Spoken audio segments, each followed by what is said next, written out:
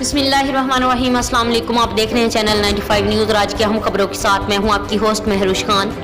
आज की अहम खबर से आपको आगाह करते हैं। हुकूमत और कल अदम तहरीक लब्बैक के दरमियान होने वाले तवील मुज़ाकरात कामयाब। हुकूमत ने फ्रांसीसी सफ़ीर को मुल्क से निकालने के लिए आज की रोज़ कौमी असम्बली में करारदाद पेश करने और TLP के रहनुमाओं और कारकुनों के खिलाफ दर्ज मुकदमात ख़त्म करने, जबकि तहरीक लब्बैक ने लाहौर समेत मुल्क भर में से एहतजाजी धरने ख़त्म करने का ऐलान कर दिया है।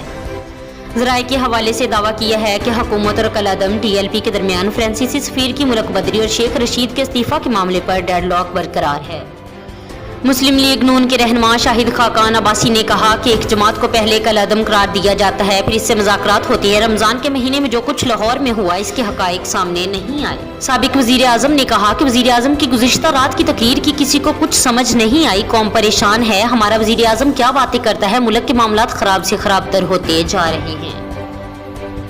आखिर में आपको आगाह करते हैं, वज़ीर आला सिंध सैयद मुराद अली शाह को नाअहली से मुतल्लिक दरख्वास्त पर समाअत 25 मई तक मुलतवी कर दी गई। अदालत ने फ़ारिकीन को आइंदा समाअत पर दलाइल मुकम्मल करने की हदायत कर दी है। ये थी आज की अहम खबरें। मज़ीद ऐसी खबरें सुनने और देखने के लिए हमारे चैनल को सब्सक्राइब करें, बेल आइकन को प्रेस करें ताकि जो भी नोटिफिकेशन हो सबसे पहले आप तक पहुँचे। खुदा हाफिज़।